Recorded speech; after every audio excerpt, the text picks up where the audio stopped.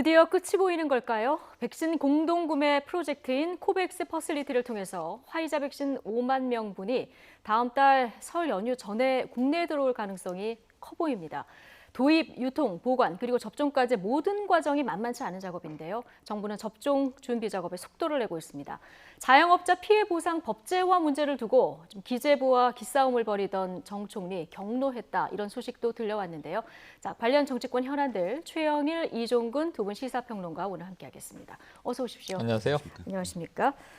이르면 설 전에 그러니까 백신이 도입될 가능성이 지금 큰 상황인데요. 그런데 화이자는 영하 70도, 모더나도 영하 20도, 이 유지하는 게 굉장히 쉽지 않은 상황인데. 맞습니다. 유통, 보관, 접종까지 모두 까다롭지 않겠습니까? 백신 수송도 우리도 군이 맡는다면서요? 네, 맞습니다. 예. 미국이 지금 군이 맞죠. 군의 역할은 잘 수행이 돼서 이 저스트 인 타임, 원하는 시간에 적소에 배치가 됐는데 미국은 그래도 접종이 늦어지고 있습니다. 일단 이것을 해동해야 되고요. 일정 시간 내에 다 또 소진을 해야 되고요. 그렇지 않으면 폐기가 되는 경우도 지금 생기고 있고. 그다음에 제일 중요한 건 뭐냐면은 이 접종하기 위한 투약 준비가 돼도 맞기 위한 또 접종 대상자들이 적정하게 와서 그 시간 내에 맞아줘야 됩니다. 그러니까 그렇죠. 이 한 명분만 돼 있는 게 아니죠. 맞습니다. 이게 여러 명분이 우리가 도즈라고 하는데 패키지로 쌓여 있거든요. 그것을 해동시키면 그것은 정해진 시간에 다 맞춰야 한다.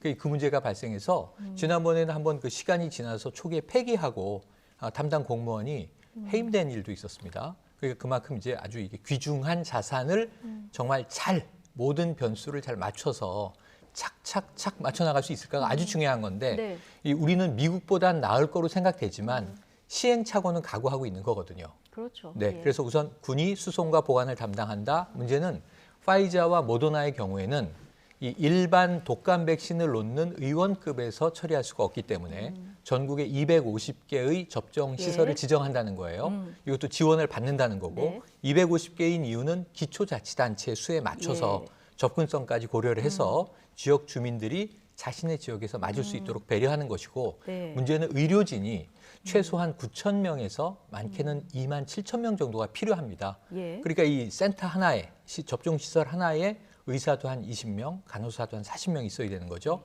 왜냐하면 맞고 나서 부작용에 대비해서 30분은 병원에 머무르다가 가십시오잖아요. 그러니까 맞고 나가고 이런 구조가 아니에요. 지금 일단 80% 정도는 우리가 체육시설로 알려져 있습니다. 여기가 환기도 잘 되고 이 거리두기에서 줄 서 있을 수도 있고 대기 공간도 마련할 수 있기 때문에. 근데 이제 겨울엔 추위가 좀 문제가 될 것 같은데 화이자 5만 명분이 최초 도입이 될 가능성이 높아졌습니다. 설 전에 들어올 가능성이 높고요.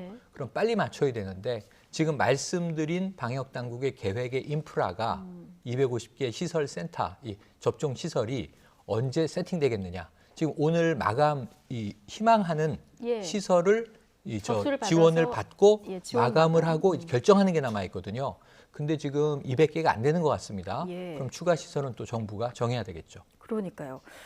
지금 얘기를 들어보면은 그 접종센터를 운영하겠다는 계획까지는 말씀을 해주셨는데 어느 한 과정에서도 오차가 있으면 안 되는 굉장히 복잡한 이런 과정이에요. 네, 그렇습니다. 말씀하셨듯이 이제 화이자라고 한다면 영하 70도를 보관해서 이송하는 과정도 굉장히 중요하겠고요. 또 계속 유지하는 것. 그러니까 이 70도를 계속 유지하려면 냉동고를 24시간 틀어야 되거든요. 그런데 정전이 된다 하면 또 그것도 대형 사고로 이어집니다. 그래서 자가 발전 시설이 꼭 갖춰져야 되고 그러니 여러 가지로 이제 신경 써야 될 부분이 많습니다. 근데 일단은 그래서 이제 중앙 정부가 어느 정도의 어떤 그런 그 매뉴얼을 갖고 똑같은 250곳에 그것을 그 균일하게 작동시킬 수 있을 것인가가 관건일 것 같아요. 나중에 또 짚어보겠지만 이게 좀 접종이 더뎌지고 늦어지는 가장 큰 이유가 분권이 활발한 나라들이 더 힘들어하거든요. 중앙 집권이 발달한 나라일수록 이 접종 과정에서 훨씬 더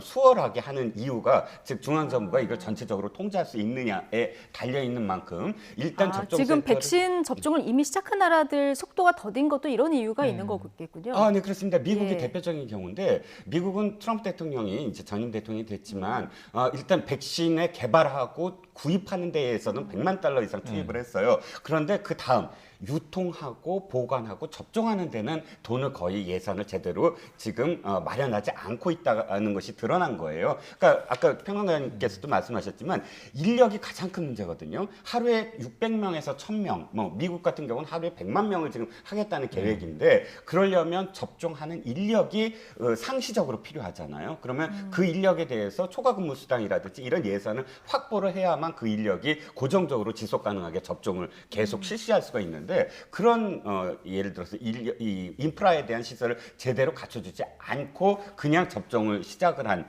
그 결과가 지금 미국이 지난달까지는 네. 이 접종할 수 있는 백신 수는 있는데 접종 인력이 없어서 제대로 못하는 어떤 상황이 벌어졌었거든요. 그래서 이번에 우리가 좀 반면 교사를 삼아서 인프라 구축에 좀 더 완벽한 어떤 인프라 구축을 하지 않으면 이렇게 백신을 구입하더라도 못하는 경우가 생길 수 있다라는 걸 유념해야 될 것 같습니다. 철저하게 계획을 세우고 정말 일사불란하게 움직여야 되는 네. 이런 상황인데 혹시 뭔가 계획 과정에서 놓치는 건 없는지 이런 부분이 보이면 좀 지혜를 이제 맞습니다. 모아야 되는 이런 상황입니다. 자, 그런데 백신이 들어오면 골라서 맞을 수는 없는 상황이잖아요. 네, 맞습니다. 국민들이 이게 맞을까 말까 굉장히 불안감이 큰 상황입니다. 지난번에 대통령이 신년 기자회견에서 정부가 책임지겠다. 네. 백신 부작용에 대해서 이 얘기 이후에 국민들이 좀 안심하고 백신을 맞을 수 있을까요? 어떻게 그래도 보십니까? 조금은 도움이 됐을 거라고 생각이 예. 돼요. 불안감이 워낙 높았고요. 이게 방송에서 계속 나가는 백신에 대한 관심은 워낙 뜨겁기 때문에 정치권 이슈도 돼 있지만 일반 국민들 입장에서는 자, 나는 언제 맞을 수 있을까? 어떤 것을 맞을 수 있을까? 근데 선택권을 줄 수가 없는 게 이게 아까 말씀하신 대로 균일하게 맞아 나가는 게 빠른 속도로 맞아 나가는 게 중요한데 이 우선 접종 대상자가 전 이 백신 싫어요. 기다렸다 맞을래요. 하면 또 이게 막 뒤바뀌게 되니까 예. 2번 접종을 하는 거기 때문에 같은 종을 맞아야 되잖아요. 이력 관리가 철저하게 돼야 되고 1차 접종하고 3, 4주 내에 2차 접종해야 되는데 이 데이터 관리가 보통 문제가 아니라는 거죠. 그래서 지금 과다 투약된 사례가 해외에서 나오고 있어요. 또는 이제 한 번만 맞고 영국 같은 경우에는 12주 내에만 맞으면 된다. 이것도 원래 제약사에서 권고하는 기준이 아닌 겁니다. 효과가 있을지도 의문이고요. 그래서 매뉴얼대로 우리가 맞아나가기 위해서는 예. 일단 백신을 고를 수 없습니다. 화이자가 처음 들어오는 것도 이제 결정된 사실이에요. 예정대로라면 아스트라제네카가 먼저 들어왔어요. 2월 빠르면 2월 내로 2월 말쯤부터 접종이 시작돼서 쭉 가다가 2분기 그러니까 이제 4월 이후가 돼야 모더나가 들어오고 모더나는 한 1,000명분이 늘어났고요. 잘 되면 얀센이 들어오고 그리고 코백스는 언제 들어올까 했는데 먼저 들어오게 됐고 예. 그게 화이자가 된 거고요. 그러니까 원래 화이자는 우리는 3분기 이후였기 때문에 여름 7월 이후에 화이자 그러니까 굉장히 더울 때 이 영하 70도를 유지하는 걸 준비할 계획이었다가 지금 2월에 화이자가 가장 먼저 접종되는 백신이 될 가능성이 높아진 거죠. 그러니까 이것도 지금 공급되는 종들이 적어도 우린 5종 정도인데 이게 뒤죽박죽이 되는 경우에도 맞추기 위한 노력을 해야 되거든요. 물론 아스트라제네카는 접종이 좀 용이하다. 파이자가 제일 까다롭다는 점에서 처음에 5만 명분 정도를 파이자로 우리가 한번 실행해 보는 것도 좋은 학습 효과는 될 것 같은데 접종은 이게 실전이지 예행 연습이 없잖아요. 그러니까요. 그러니까 예. 준비가 철저해야 될 수밖에 없습니다. 예. 철저히 그래서 네. 아까 질문한 것에 대한 저도 개인적인 그 데이터를 좀 보면, 그러니까 정부에 대한 신뢰도가 접종 신뢰도와 일치하는 사례가 많다는 결과가 있어요. 덴마크가 지금 유럽에서는 가장 접종률이 많은 나라인데 그 나라가 정부에 대한 신뢰도가 약 한 84% 정도인데 백신에 대한 84%요. 예? 84%. 예. 그런데 백신에 대한 신뢰도가 79%가 넘는다는 거예요. 그러니까 이런 정부를 신뢰하는 그만큼 백신을 신뢰하고 2주 만에 지금 거의 뭐 60% 이상의 노인들은 요양시설은 지금 다 접종을 끝냈다는 것이거든요. 근데 이제 이스라엘 경우도 좀 비슷합니다. 이스라엘이 지금 잘 되고 있다고는 하나 사실 8월 달과 9월 달에는 굉장히 악화됐었어요. 맞아요. 그래서 정부에 대한 신뢰도가 굉장히 떨어졌었어요. 근데 그때 네타냐후 총리가 적극적으로 정말 고가여도 상관없다. 백신을 확보하자 해서 백신을 확보하고 그리고 국민들에게 내가 먼저 맞겠다 하고 먼저 맞고 이런 어떤 과정 속에서 이 이스라엘 이 지도부의 신뢰도가 높아지면서 지금 전 세계에서 가장 많이 예. 이 접종이 지금 완료된 상태에 지금 네타냐후 총리는 3월 총선인데 3월 총선 전에 900만 인구 중에 850만을 지금 접종을 하겠다. 거의 뭐 전 국민 하는 셈이 되죠. 그렇게 지금 호언하는 것도 일단 우리나라도 역시 아무리 여야 비판이 있었지만 접종을 시작하는 어떤 단계부터는 정부에 대한 어떤 신뢰도에 예. 의해서 결정이 된다라는 것을 정부도 또 야당도 이렇게 인식을 해야 될 것 같습니다. 예. 그리고 집단 면역 형성을 하려고 하면 가장 중요한 건 국민들의 협조 역시 이게 맞습니다. 가장 중요할 것 네. 같고요. 백신 맞으면 바로 마스크를 벗어도 될까? 자, 이건 절대 안 된다고 안 되죠. 합니다. 앞서 저희 취재 기자의 리포트에서도 전해드렸습니다만 백신을 70% 맞아도 감염자가 나오는 상황이기 때문에 네. 이거 거리두기는 계속 해야 된다 이런 방역 당국의 설명도 있었습니다. 그런데 이제 거리두기가 너무 좀 오래된 상황이고요. 이 과정에서 희생을 감내한 여러분들이 많이 계시지만 네네. 자영업자들 경제적으로 봤을 때 이 손실 굉장히 큰데 여기에 대한 보상 문제도 지금 본격적으로 좀 논의가 되는 것 같습니다. 네. 정세균 총리가 이거를 법적, 제도적으로 네네. 보상할 수 있는 이런 방안을 지시를 했는데 내각에 지시를 했는데 이 과정에서 기재부하고 잠시 충돌이 있었어요. 네네. 정리를 그러니까 거죠. 예. 이 정세균 총리는 사실은 재밌는 것은 이거죠. 이걸 처음에 먼저 정치권에서 이야기한 건 이낙연 대표가 네. 이익공유제를 띄웠는데 정세균 대표는 뭐 라디오 프로그램에서 이익공유제라는 표현 그 제목에는 동의하지 않는다. 고통을 분담하는데 지원을 해주는 건 맞다. 그래서 이 헌법에 근거해서 이 정부의 행정명령에 따름으로써 영업을 다 위축해야 했던 소상공인 자영업자들의 피해를 어느 정도든 어떤 형태로든 이 손실을 보존해주기 위한 정부 보상을 준비하겠다. 근데 이것을 입법화하겠다는 얘기를 한 거예요. 그 여당 이제 민주당의 의원들하고도 좀 이 기류를 형성했는데 문제는 이제 재정 집행을 하는 정부 기관인 기재부 부처에서 네. 주무부처에서 차관이 공개적으로 긴급 현안 브리핑에서 발언을 한 내용입니다. 이를 법제화한 해외 사례가 없다. 처음에는 해외 사례도 좀 찾아보겠습니다라고 얘기를 했는데 예. 그 다음에 바로 해외 사례는 없다. 입법화한 근거는 없다. 패키지 프로그램으로 그때 만들어서 이제 실행한 경우는 많지만 그러니까 우리도 뭐 이걸 법률로 정하는 게 중요한 게 아니라 실행 프로그램으로 하시면 되지 않겠느냐 하는 취지의 이야기예요. 그럼 총리의 이야기와는 좀 엇박자가 많이 났습니다. 국민이 들으면 좀 혼선이 될 수 있죠. 국무총리가 한다고 하는데 기재부에서는 차관이 이걸 반대하는 상황이네. 그래서 제가 보기에는 뭐 언론이 보나 국민들이 보나 누구 시선으로도 이거는 엇박자가 났고 총리가 여기에 격노한 겁니다. 뭐냐면 이 개혁에 저항 세력이 있다. 저항 세력으로 지칭을 했어요. 네. 그러니까 지금 이 자신이 이야기하려는 국민들을 위한 보상 방안을 입법화하는 것은 개혁인데 분명히 개혁으로 보여집니다. 여기에 대해서 어찌 보면 관료적인 저항이 있다. 이 과거에는 이게 한 2, 3년 전에는 흔히 우리가 적폐라고 많이 불렀었죠. 이러다 보니까 좀 이제 상황이 문제가 뜨거워진 겁니다. 기재부가 조금 톤 다운을 했습니다. 그러고 이제 민주당은 이거 입법화 추진하기로 예. 했고요. 그래서 가닥은 잡히고 풀리긴 했는데 조금은 이제 이 뭐랄까요 섭짓한 상황이 벌어졌었다 이렇게 얘기할 수 있겠네요. 기재부가 결국 한 발 물러서긴 했는데 네. 기재부가 이렇게 반발하는 이유는 기재부가 이제 나라 살림을 책임지는 그렇죠. 그런 부처다 보니까 이 재원 때문 아니겠습니까? 네, 그렇죠. 이 지금 손실보상제 보상해야 되죠. 그런데 두 가지예요. 재원을 어떻게 마련할 것인가와 그다음에 기준.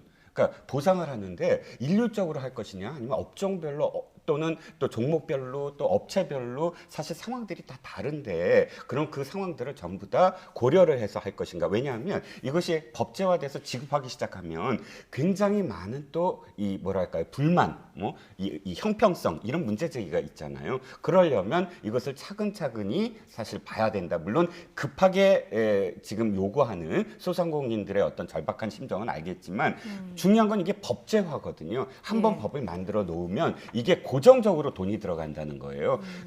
사실 이 일본이 지금 뭐 한 음식점들에게 한 음식점에 거의 뭐 67만 하루에 그래서 월 뭐 최대 1,900만 원인가요? 이렇게 지금 지급한다는 기사가 나오면서부터 소상공인들이 우리 정부는 뭐 하냐라는 목소리가 높아졌거든요. 근데 문제는 이것을 거의 그렇게 해버리면 월 24조 원이 들어간다라는 그러니까 지금 여당 의원이 이제 발의하면서 지금 발표를 했습니다. 월 24조면 사실 올해 내로 이게 이 이 코로나19가 완벽하게 잠재워지지 않는다는 걸 가정할 때 지금 12개월 10개월만 하더라도 240조 원, 즉 우리 전체 예산의 지금 거의 반 정도가 예. 더 추가된다는 얘기거든요. 그러니까 일단 개혁 말씀은 저는 조금 심하시지 않으셨나. 이게 개혁의 문제가 아니라 어쨌든 기재부는 국간을 책임지는 곳이니까 우려를 표명하는 건 기본적으로 지금까지 그래 왔고 문제는 이것을 어떻게 재원을 마련하고 어떻게 기준을 삼을 것이냐에 대한 공론화 이것이 필요하다는 점에서는 동의하되 예. 이 정부 부채 충돌로 이해하는 건 조금 심하게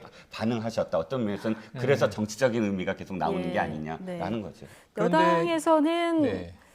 이거 이제 입법화하겠다 속도를 내고 네네. 있는 상황이고 아까 말씀하신 대로 공공의 필요에 따라서 재산권을 제한할 경우 법률로서 보상한다. 헌법에 있죠. 이 헌법 23조 조항에 따라서 이제 추진하고 있는데 자, 홍남기 부총리가 오늘 페이스북에 글을 네. 남겼는데요. 영업 손실 보상 이건 누구도 가보지 않은 길이다. 네. 재정의 적극적인 그 역할에 대해서 이견은 없지만 소요 재원 등을 좀 짚어봐야 된다. 네네. 이런 글을 남겼거든요. 맞습니다. 예. 저는 그러니까 계산해보지 않고 뭐 무조건 준다 이렇게 해놓고 이게 포퓰리즘으로 가는 거죠. 그래서 제도화를 할 때는 기준을 정해야 되는 게 제일 중요하죠. 어떤 상황에서 어떤 경우에 어떤 대상을 정해서 어느 정도까지를 보상할 것인지를 정해야죠. 그리고 그 범위 내에서 또 움직일 수밖에 없습니다. 그렇게 해 나가도 앞으로는 100% 보상해 주십시오. 예를 들면 한 이제 소상공인이 자, 1년 동안 정부가 국가가 영업하지 말라고 해서 난 쉬었다. 하루에 50만 원씩 따박따박 적자를 봤다. 한 달에 1,500만 원 적자다. 1년 이렇게 버텼더니 1억 8천만 원 빚이 쌓였다. 이 가게를 매각하는 거예요. 이 계산은 강원래 씨가 얘기한 거예요. 근데 대부분 자영업자가 그럴 수 있어요. 이태원에 있는 식당이라든가 번화가에 있는. 그럼 통상 뭐 그보다 적은 수천만 원 적자도 있겠고 2억 가까운 적자도 있겠지만 이 정도를 정부의 지침을 따랐기 때문에 손해를 본 장사하는 분들이 많다는 거잖아요. 그럼 이 중에서 어느 정도를 보상할 것인가? 보통 문제는 아니지만 이 정부가 행정명령을 내리고 거기에 따르지 않으면은 과태료도 부과하고 법적 처벌합니다. 지금 감염병 예방관리법이 또 강화돼서 2년 이하의 징역, 2천만 원 이하의 벌금 막 이렇게 했단 말이죠. 따를 수밖에 없어서 따랐는데 그럼 그 손해는 그냥 끝? 뭐 자연재해의 경우에는 보험도 안 주잖아요. 하지만 이것은 이분들의 입장에서는 난 정부의 지시를 따랐을 뿐인데 여기에 대한 뭔가가 필요한데 미국의 예를 보면요. 이번에 이제 어제부터 바이든 행정부가 네. 됐습니다만 제닛 옐런 전 연준 의장이 지금 재무장관이 됐는데 딱 한마디를 했어요. 국가 채무는 잊어라. 지금 그거 따지고는 경제 못 살린다. 그러니까 이 양적 완화, 재정 확대를 아주 강력하게 천명했어요. 이분이 한때는 중앙은행을 통제하던 분이잖아요. 그런데 지금 상황은 재정 확대 정책으로 경제를 살려놔야 다시 이 세금도 걷는 거고 국가 재정이 돌아가는 건데 지금 채무의 비율을 우리 비율은 상대적으로 건전합니다. 예. 신경 쓰면서 이 재원에 대한 소요 계산은 분명히 해야 되지만 뭐 우리가 돈이 없는 상황에서 더 쓰고 싶어도 더 못 쓰는 거죠. 가게도 마찬가지고 하지만 그것을 한번 네. 확대해서 정하는 시뮬레이션은 네. 반드시 거쳐야 되겠다 싶습니다. 예, 물론 뭐 달러를 쓰는 미국하고 우리를 단순 비교할 수는 없는 기축통화하고는 다름이 상황입니다만은 있죠. 네. 그렇죠. 그렇습니다만 어쨌든 손실에 대한 보상은 자영업자들도 어쩔 수 없었던 거기 때문에 보상을 해줘야 된다. 방법의 차이는 있을 뿐 뭐 야당도 반대를 하고 있지는 않기 때문에 어떻게 지혜가 모아지는지 이것도 좀 지켜보도록 하고요. 네. 그런데 손실보상제뿐 아니라 지금 정세균 총리가 최근 여러 현안들에 대해서 적극적인 목소리를 내고 있습니다. 그러다 보니까 혹시 다음 대선을 염두에 둔 행보가 아니냐 이런 분석도 나오는데요. 정세균 총리의 지난 인터뷰 내용 잠시 듣고 오시겠습니다. 영업을 하지 못하면서 부담해야 되는 자영업자의 눈물을 어떻게 닦아줄 것인가.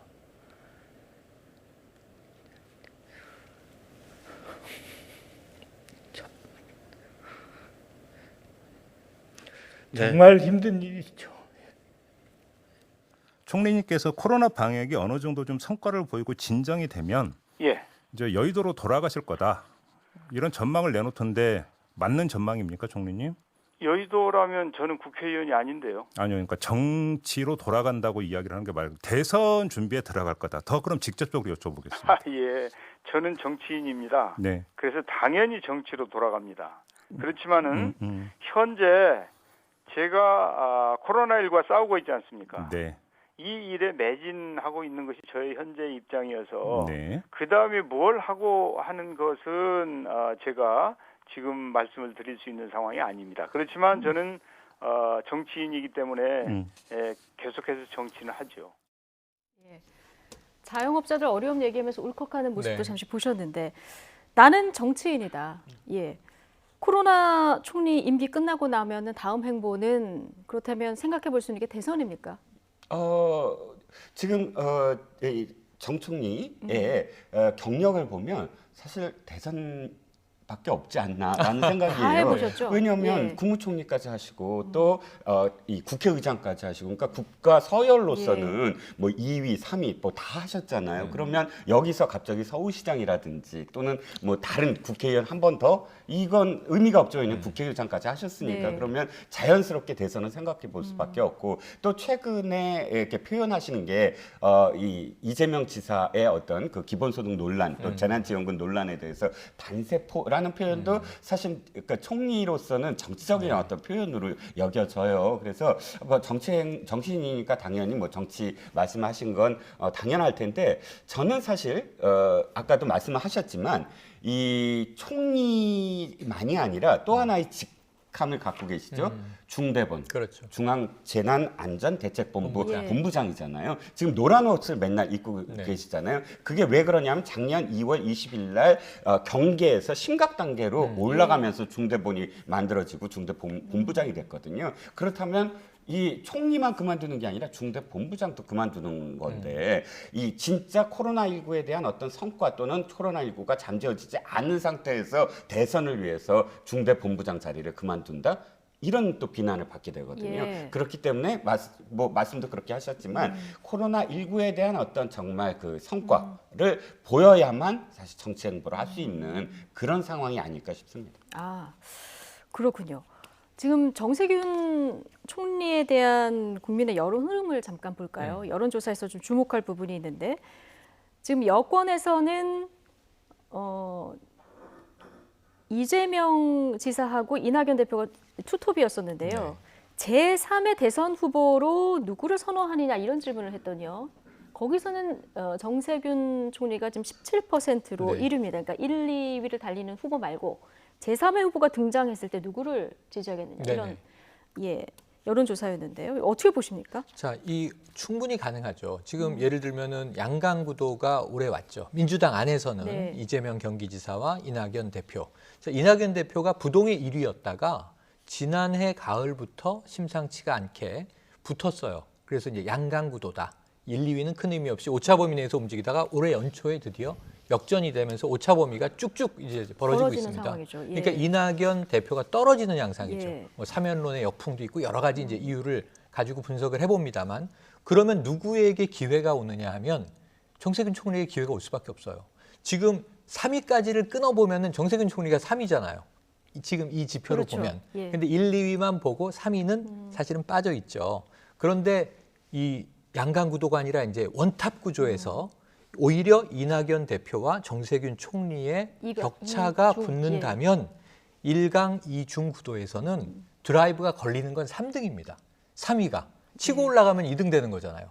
그 다음에는 한 명이 남는 거죠, 앞에. 그래서 정 총리는 저는 요즘에 제가 느끼기에는, 제가 관측해 보기에는 딱 한 가지 특징은 언론 노출이 강화됐다는 거예요. 네. 굉장히 거의 매일 저 인터뷰 행보를 하고 계시거든요.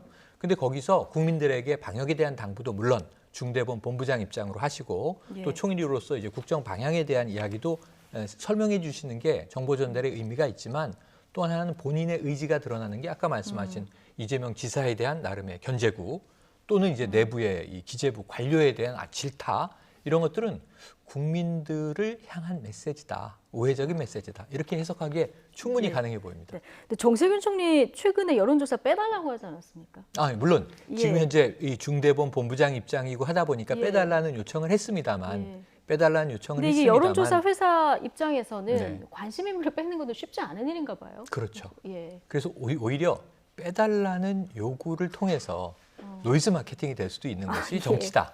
정치는 정말 이게 특이한 거예요. 빼달라고 하면 더 올라가는 경우도 있어요. 그래서 뭐 이 과거에 유시민 작가라든가 혹은 최근에 뭐 윤석열 총장 얘기도 있지만 이 빼달라는 것이 정말 빼달라는 것인지는 항상 네. 정치평론의 관점에서는 의심해 볼 대목이기도 합니다. 예. 자, 여론조사 얘기를 한 김에 여론 흐름을 조금 더 살펴보겠습니다. 하락하던 문재인 대통령의 지지율이 신년 기자회견 이후에 껑충 뛰었습니다. 반면에 국민의힘은 지금 텃밭인 PK 지역에서 지지율이 민주당에게 역전당하면서 재보궐선거에 빨간불이 켜졌는데요. 출렁이는 민심의 의미는 뭘까요? 영상 먼저 보고 오시겠습니다.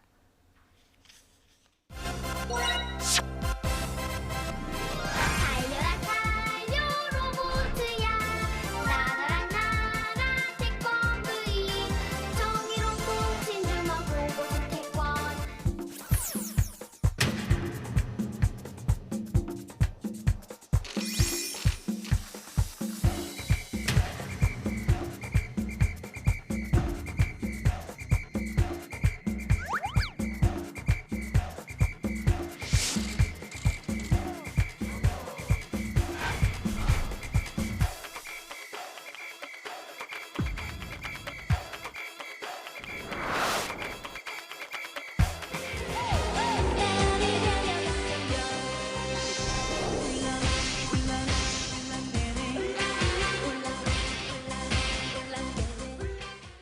네.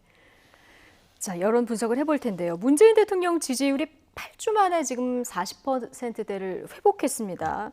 정당 지지율도 뭐 대통령 지지율만큼은 아니지만 따라서 이제 여당이 오른 상황인데 역시 이거 신년 기자회견 영향이라고 봐야 될까요? 네, 저는 국민들이 대통령이 좀 나서야 된다라는 예. 마음이 굉장히 오랫동안 있었다라는 그 반증인 것 같아요. 지금 이제 1년 동안의 어떤 갈등 양상들이 사실은 대통령이 나서서 정리해줘야 될 문제들이 좀 있었는데 대통령이 보이지 않았다라는 것. 근데 사실상 기자회견의 형식을 띈 것도 거의 1년여 만에 기자회견을 했고 기자회견이란 게 딴 게 아니라 사실은 조금 불편할 수 있는 질문도 할 수 있고 또 국민들의 마음이 무조건 다 좋은 생각만 갖고 있는 건 아니잖아요. 그렇기 때문에 그런 자리를 마련했다는 것.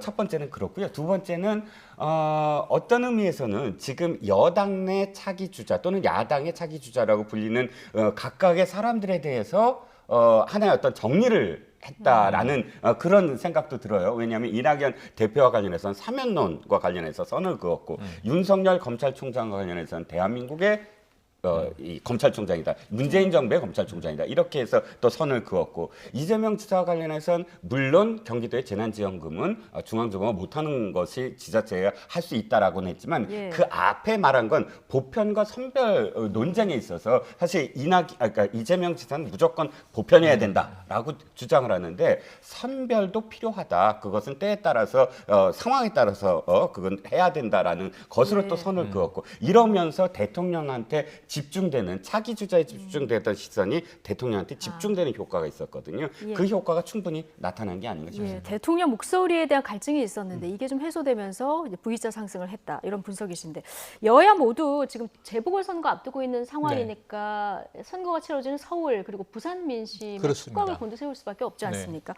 서울 지역 지지율을 보면 서울 지역은 국민의힘이 35.1%로 집계돼서 26.6%를 기록한 민주당에 여전히 앞서는 이런 상황이고요. 그런데 부산 지역 민심이 좀 심상치 않습니다. 그동안 국민의힘이 좀 넉넉하게 앞서가지 않았습니까? 그런데 부산 지역 민심, 지금 부산, 울산, 경남 이 정당 지지도를 보면 민주당이 일단 수치보다도요. 상승폭이 8.6%포인트, 국민의힘 하락폭이 10.2%포인트입니다. 이게 가덕도 이슈만으로 이렇게 가덕도 이슈만은 아닐 거로 좀 복합적으로 보는데 자, 기존에는 이런 거죠. 서울은 그래도 여당이 강할 거야. 부산은 야당의 지금 이제 어떤 지지가 치솟고 있지라고 생각했는데 지금 그 반대예요. 부산이 위험하고 야당 입장, 국민의힘 입장에서는 서울이 오히려 조금 이제 정권 심판론이 먹혀 있는데 이거는 과학적인 분석이 가능해요. 저는 아까 지지율이 신년 기자회견만이 아니라 코로나 상황의 추이가 어떻게 가냐에 따라서 대통령 지지율이 거의 비례해서 움직입니다. 이 연말에 이 성탄절에 뭐 1,200명 찍던 코로나 상황에서 대통령 지지율 뭐 정말 떨어졌었고요. 이게 이 회복되더라도 급반등은 어렵다 했는데 한 달 가까운 시간 내에 이제 40%로 회복하고 있는 거죠. 코로나를 열심히 잡았기 때문이다가 첫 번째로 네. 보는데 서울은 왜 반전이 안 됐을까? 부동산 문제가 아직 해결 안 됐잖아요. 대통령이 말씀은 하셨어요. 예. 사과도 했고 그리고 성공하지 못했다는 걸 처음으로 인정했고 그래서 특단의 공급책을 내겠다고 했는데 공급책이 이제 곧 나오겠죠. 서울 민심은 거기에 반응할 걸로 봐요. 예. 부산 민심은요? 예, 부산 민심은 뭐냐면 저는 김영춘 효과로 봐요. 가덕도 이슈를 누가 주도할 거냐인데 지금 부산은 그냥 야당이 이긴 분위기예요. 예. 그래서 박형준 동아대 교수가 제일 앞서가고 여기에 이현주 전 의원도 있고 엎치락뒤치락 하는데 그러다 보니까 야당 이 예비 후보들끼리 싸우고 있어요. 서로. 어차피 우리 야당이 부산 시장은 탈환하는데 본선으로 나가기만 하면은 시장 되는 거다. 예. 그럼 누가 나갈 거냐 가지고 자기 진영에서 자중질환이 일어나 있어요. 근데 여당은 아유 뭐 귀책 사유도 있고 누가 나오겠어? 근데 김영춘 국회 사무총장이 부산행을 결행하고 메시지 내는 것을 보시면 가덕도도 거기에 플러스 알파 시너지를 내고 있습니다만 딱 제가 보기엔 이렇게 보이더라고요.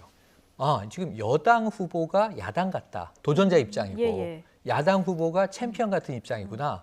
그러니까 예. 이 민심은요. 절박한 쪽으로 움직인다라는 선거의 원리를 생각하면 지금 여당에 밀어주면 좀 이 종복처럼 일을 하겠는데 야당은 좀 왜 지금 이미 승리자처럼 예. 굴고 있지? 하는 이제 여론의 심판이다. 이거 좀 야당이 깨달으셔야 될 것 같습니다. 국민의힘 입장에서는 방심하다가 지금 지지율에 비상이 걸린 이런 그렇죠. 상황인데요. 내부에서는 좀 너무 그동안 부산을 홀대하지 않았나 이런 비판도 나오는 것 같습니다. 네, 그러니까 지금 잘 말씀하셨지만 전적으로 예. 동의하는 게 국민의힘이 최근에 선거에 질 때마다 그 직전에 나타나는 현상이 그러니까 긴장 이완의 현상이 있었어요. 그러니까 어차피 PK는 뭐 TK는 우리 저 국민의힘의 지지세다. 뭐 이런 그러니까 그래서 사실 비난을 받는 게 영남당이냐, 영남 자민련이냐 이런 비난을 언제나 받았거든요. 지금의 부산 민심도 어떤 의미에서는 국민의힘이 그만큼 절박해서 부산 시민들에게 다가가면서 어떻게 일을 하겠다라는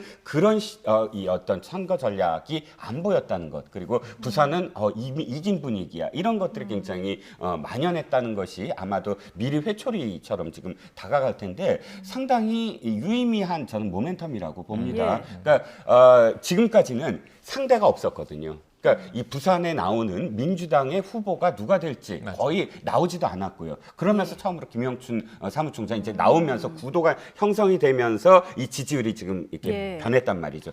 국민의힘으로서는 예방주사의 어떤 상황일 겁니다. 이제 상대도 아, 정확하게 예. 있고 타깃도 있고 하니까 지금부터 어떤 반성을 하고 어떻게 하느냐에 따라서 또 달라질 수 있는 여지가 있지 않을까 싶습니다. 예방 주사를 맞은 거다. 예.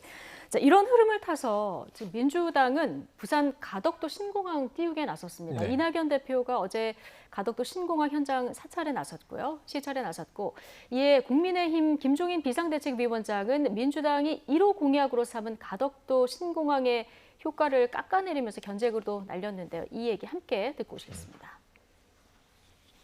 가덕신공항은 부산의 미래, 부울경의 미래입니다. 가덕신공항이 빨리 시작돼서 빨리 완공되도록 있는 힘을 다해서 돕겠습니다. 가덕도 하나 한다고 해서 부산 경제가 확 달라지거든요. 그렇게 생각하면 안 돼요. 전반적으로 부산의 경제를 앞으로 어떻게 되살릴 수 있는 방법이 있겠느냐 이러니까. 뭐 가덕도 하나 된다고 해서 확 달라지지 않는다. 이 발언이 또 여당에서 공격을 받고 있는 상황인데 어쨌든 앞서 김영춘 효과 얘기를 하셨는데 네. 김영춘 전 해수부 장관은 호를 가덕이로 지었다. 뭐 네. 이런 얘기까지 하면서 굉장히 맞습니다. 적극적인 행보를 지금 보이는 상황입니다. 어쨌든 지금 민주당이 대표도 가고 네. 가덕도에 올인하는 상황인데 가덕특별법 이거 다음 달에 처리하겠다 이렇게 밝혔습니다. 네, 맞습니다. 이렇게 되면은 단독 처리도 할까요? 어떻게 단독 처리도 보십니까? 할 거라고 보고요. 예. 단독 처리가 되면 야당은 큰일 나죠. 부산에서는. 지금 야당 내에서는 이거 당론 결정이 안 됐잖아요. 지금 TK 지역 의원들과 PK 지역 의원들의 입장이 다르고 지금 김종인 위원장의 말씀이 조금 걱정이 되는 건 뭐냐면 예. 가덕도 하나만으로 부산 경제가 살아나겠습니까? 그 진단은 맞다고 봅니다. 그러면은 야당은 어떻게 해야 되냐면 가덕도에 플러스 하나 더 뭐를 네. 얹어도 지금 안 될 판에 지금 뭐 어떤 방법이 있는지 슬슬 생각을 해봅시다라뇨. 2달 반 금방 갑니다. 지금 이 상황에서 2달 반 후보도 알려야 되고 공약도 알려야 되고 정책도 알려야 되는데 지금 김영춘 후보는 그냥 가덕도 올인 이렇게 해버렸잖아요. 예. 그럼 가덕도가 안 되면 다른 거 뭐 오동도든지 뭐든지 갖고 와야 되잖아요. 그런데 문제는 아무것도 없이 자 이제부터 더 좋은 방법을 생각해 봅시다면 이게 선거 직면에서 컨텐츠가 나오겠냐고요. 항상 속도전에서 밀리면 선점당한다. 예. 안철수 대표가 서울에서 지지율이 올랐던 건 먼저 출마 선언하면서 무주공산을 노렸기 때문인데 지금 부산에서 이 안일한 대목들이 예. 계속 실기로 이어질 위험성이 엿보인다. 그래서 지금 야당은 허리띠 졸라매고 더 좋은 안들을 빨리 검토해서 밀어붙여야 예. 되는데 가덕도에 대한 입장부터 정해야 되겠습니다. 입장부터. 네. 예. 그러니까 여당은 지금 단독 처리도 불사한다는데 국민의힘 고민일 텐데 지금 말씀하신 대로 입장부터 정리해라. TK, PK 지역 간의 그 내부의 의원들 사이에서도 이 가덕도에 대한 입장이 아직 정리가 안 돼서요. 그렇죠. 정치공학적으로 본다면 예. 여당에서 민주당에서 지금 그 가덕도를 이 주장하는 가장 큰 그 이유 중에 하나가 PK와 TK의 분열이거든요. 이것이 시작될 때부터 그게 배태됐었고요.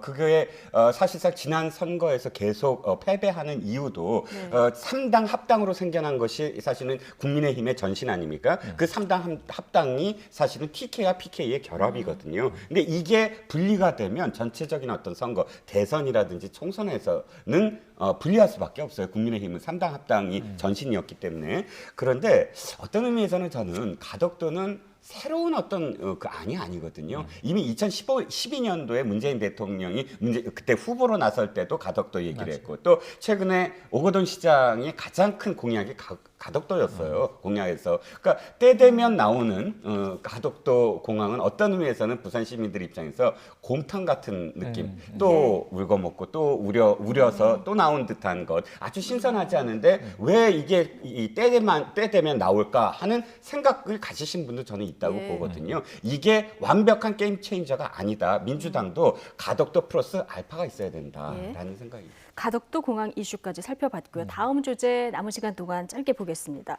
드디어 고위공직자 범죄수사처 공수처가 공식 출범했습니다.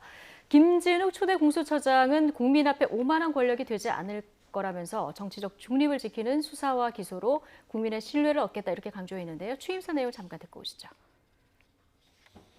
공수처의 권한이 주권자인 국민께 받은 것이라면 그 권한을 받은 공수처는 당연히 이러한 사실을 항상 기억하고 되새기며 권한 행사를 해야 될 것입니다. 수사와 기소라는 중요한 결정을 하기에 앞서서 이러한 결정이 주권자인 국민의 눈높이에 맞는 결정인지 헌법과 법 그리고 양심에 따른 결정인지 항상 되돌아보게 될 것입니다. 그리고 주권자인 국민 앞에서 결코 오만한 권력이 되지 않을 것입니다. 여당 편도 아니고 야당 편도 아닌 오로지 국민 편만 들은 정치적 중립을 지키는 수사와 기소라야 국민의 신뢰를 얻을 수 있으리라 생각합니다. 네, 여당 편도 야당 편도 아닌 오로지 국민 편만 들겠다. 네. 어제 국민만 한 30번 정도 얘기를 했다고 하는데 지금 아직 조직이 다 갖춰지지 않은 상황이고 지금 가장 빨리 관심인 것은 본격 수사를 지휘할 사람이 네, 이제 네. 차장인데요. 이 인선이 관심입니다. 오늘 출근길에서 첫 번째는 사명감, 두 번째는 능력과 자질 이 얘기를 하고요. 검찰 출신, 비검찰 출신 네. 누가 적절하냐 여기 논란이 있었는데 이거는 뭐 가능성을 다 열어놓고 네네. 검토하겠다 이렇게 얘기했어요. 인사청문회 때도 다 예. 열어놓고라고 했지만 사실 비중으로 본다면 저는 검사 경험이 있는 현재는 검찰을 나온 예. 변호사가 될 가능성이 높다 이렇게 관측을 하는 것이 본인이 판사 출신이잖아요. 인사청문회에서 가장 야당으로부터 이제 좀 검증받았던 것이 수사 경험이 없는데 수사처를 잘 이끌 수 있겠느냐. 근데 처장은 사실은 이게 초대고 기관의 장이기 때문에 방향을 설정하는 게 매우 중요해서 어찌 보면 좀 큰 리더의 역할을 한다면 실효적으로는 부정부패를 잡아내야 되거든요. 네. 안 그러면은 이 한 85명 정도 직원이 하는 일이 없는 셈이 되는 거죠. 일은 굉장히 많습니다. 7,100명을 감시하고 이 부정부패를 발본 세권해야 되기 때문에 그런데 그것을 잘 지휘할 수사 지휘의 테크닉을 가진 인물이 필요한데 이게 차장이에요. 그리고 검사 출신이 아니기는 조금 어렵다. 예. 그럼 경찰 출신의 변호사? 근데 너무 풀이 좁아요. 이제 그런 면에서는 그냥 확률적으로 보면 검사 출신의 변호사가 가능성이 제일 뽑힐 가능성이 예. 많다고 보고요. 그다음에 이제 이 처장, 차장 포함해서 25명의 검사, 40명의 수사관, 20명의 행정직원 이걸 만드는데 이제 한두 달 갈 것 같습니다. 예. 지금은 현재 현판식은 했지만 처장 한 명만 있는 조직이에요. 그렇죠. 예. 이거 인사위원회 빨리 꾸려서 이거 야당도 좀 협조해 주시고 야당이 다 민변 출신 뽑는 거 아닙니까? 이렇게 질타하셨는데 그때 이 처장 후보자가 답변을 잘했어요. 균형을 갖추기 위해서 야당도 좀 좋은 인재 많이 좀 추천해 주십시오. 그래서 균형 있는 인선을 잘 하고 예. 실효성 있는 활동을 해야 국민의 신망을 얻겠다 싶습니다. 예. 이 조직도를 보면 눈에 띄는 부분이 수사부와 공판 공소부를 분리를 했습니다. 이게 그동안 이제 검찰에서 좀 무리한 기소를 하는 부분이 있지 않느냐 이런 비판이 있었고 기능상 어떻게 보면 상호 견제 차원이라고 하는데요. 네. 어떻게 보십니까? 그러니까 이제 지금 공수처를 예. 비판하던 입장이 중에 하나가 온갖 권력이 다 집중되는 거 아니냐. 검찰의 공소권과 기소권을 분리 수사 뭐 하는 그 기소와 공소권을 분리하라는 어떤 것도 사실 그게 함께 있었으므로 굉장히 큰 무한 권력이었는데 그러면 공수처는 다 그 권한이 다 있는 게 아니냐라는 비난이 있었거든요. 예, 즉 기소 대상이 네. 수사 대상하고 별도로 판사, 검사, 그리고 경무관급 경무관급 경찰. 네. 이렇게까지만 기소할 수 있는 거죠? 네, 그렇습니다. 공수처에서? 공수처의 어떤 예. 대상은 3급 이상이고 그런데 문제는 이겁니다. 그것을 검찰에도 비난을 했지만 검찰 내부에서는 수사를 한 사람이 공소를 유지할 수 있는 게 아니냐. 재판에 가서도 실질적으로 그걸 할 수 있는 상황인데 내용을 제일 잘 아니까. 그렇죠. 분리해버리면 수사는 수사 따로 하고 또 공소를 유지하는 쪽에서는 이게 수사가 잘못됐다라고 하면서 사실 그게 뒤집어질 어떤 가능성도 있고 그러니까 장단점은 다 있다고 봅니다. 왜냐하면 일방적인 어떤 수사에 있어서 공소부가 문제 제기를 하면서 상호 견제를 할 수 있는 그런 문제는 있지만 그러나 일사천리로 빨리 진행을 해야 되는 상황에서 어떤 무리한 그런 견제 속에서의 더딘 진행이라든지 예. 뭐 이런 부분에서는 사실 이것도 가보지 않은 길이기 그렇죠. 때문에 무엇이다라고 이야기할 수는 없지만 비효율적이 아니냐라는 그런 우려도 분명히 담길 수가 네, 있는 이렇게 나눴을 때 효율성이 좀 떨어진다 이런 얘기가 있을 수 있고 그렇지만 견제할 수 있다 이런 네. 얘기도 있을 수 있는데 좀 말씀하신 대로 가보지 않은 길이기 때문에 이게 실험 모델이 될 수도 있을 그렇습니다. 것 같다 이런 생각은 드네요. 자, 오늘 얘기는 여기까지 하겠습니다. 최영일, 이종근 두 분 시사평론가와 함께했습니다. 고맙습니다. 고맙습니다.